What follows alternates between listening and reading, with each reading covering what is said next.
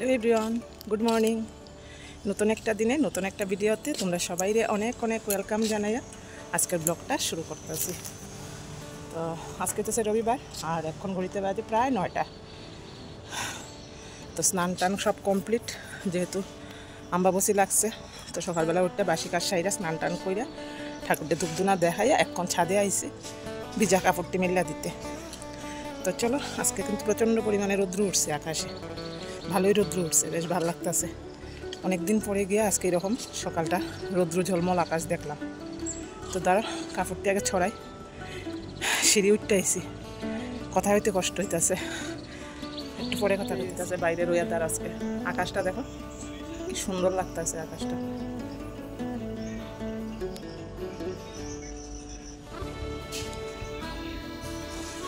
কাপড় দেওয়া হইয়া গেছে, এবার যাই গিয়া দেখি রান্না বান্না তো করতে লাগবে। চলো। তো ছাদের থেকে আইয়া কিন্তু আমি সোজা আইয়া পড়ছি রান্নাঘরে আইয়া এখানে সকালে লেখা করে নিচ্ছি একটু ম্যাগি। সকালে তো যেহেতু রবিবার ভাত, জানোই রবিবারে আমরা ভাত খাওয়া হয় না, তো ম্যাগি করছি। আর এখানে মাছ বাড়িতেই নিয়ে এসেছিলো, মোকা মাছ। তো মোকা মাছটি এখানে রাখছি, এখনও ধুইছি না। আগে সকালের টিফিনটা খাইয়া তারপরে মাছটা ধোয়া দেই করবো। আর অনেক দিন পরে কিন্তু আজকে মোকা মাছ রাখা হয়েছে।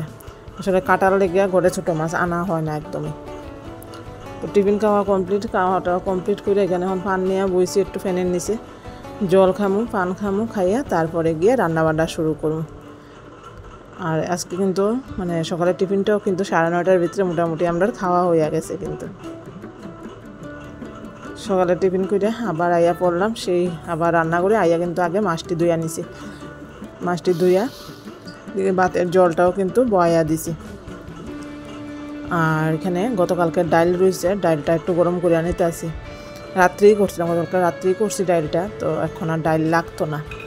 তো যার লেগে ডাইলটা গরম করতেছি। আর এদিকে ভাতটা বয়াইয়া মাছের লেগে সবজি কাটতে নিছি। আর এখন পেঁয়াজ কাটতেছে। আর পেঁয়াজ কাটতে গিয়ে আমার মানে মুখ আর দেখাইলাম না, চোখে টপটপ হয়ে জল পড়তে আছে, কইয়া লাভ নেই।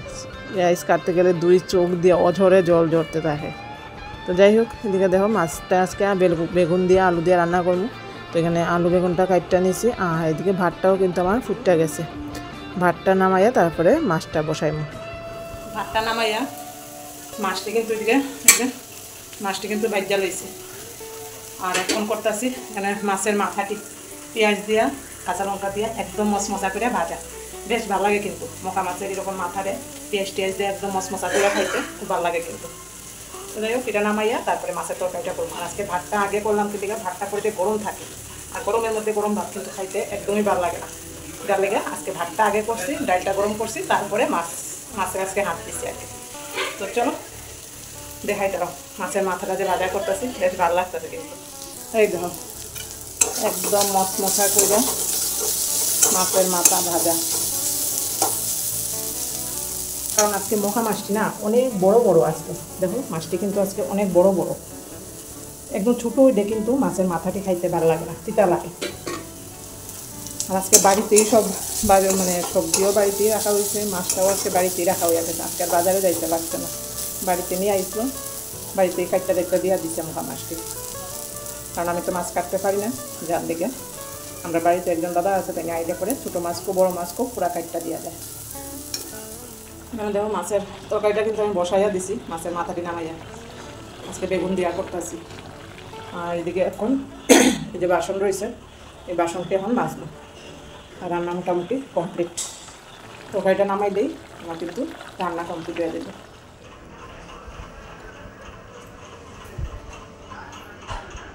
রান্না বান্না কমপ্লিট, আর আজকে অনেক তাড়াতাড়ি শেষ হয়েছে সত্যি কথা কইতে।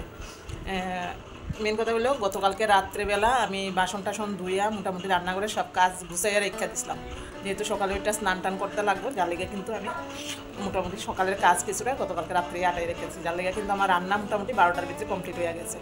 অনেকক্ষণ পরে তোমরা সামনে আইসি, অক্ষণ বাজে গড়িতে 2:35। আর মেয়ে বাইরে হয়ে গেল মাস্টার বাড়ি। আর এটা হচ্ছে গিয়া কথা যেটা আমি সকালে স্নান করে নিয়েছি ঠিক আছে, কিন্তু মাছ টাছ ধরলে পরে আমার একদম ভালো লাগে না। যার লেগে গিয়ে আবার শরীরে জল দিয়ে এরপরে নাইটিটা চেঞ্জ করছি। তো চলো অন্য লোকের রান্না বান্নার এক ঝলক পুরাটা শেয়ার করি, কারণ পুরাপুরি তো রান্না এখন তোমার লগে আর দেখাইছি না, মানে শেয়ার করাও হয় না, নাইলে ব্লগটা অনেক বড় হইয়া যায়। তো চলো, এই যে রান্নাঘর মোটামুটি পুরো কমপ্লিট, রান্নাঘরের মানে গুছ গাছ একদম কমপ্লিট করে তারপরে কিন্তু গিয়ে আমি গা হাত ধুয়ে ড্রেসটা চেঞ্জ করে আইছি। তো চলো দেখাই রান্নার এক ঝলক।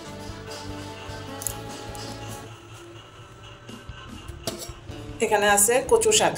কচু শাকটা আমি করছি না, এটা আমার শাশুড়ি মা দিয়া গেছে।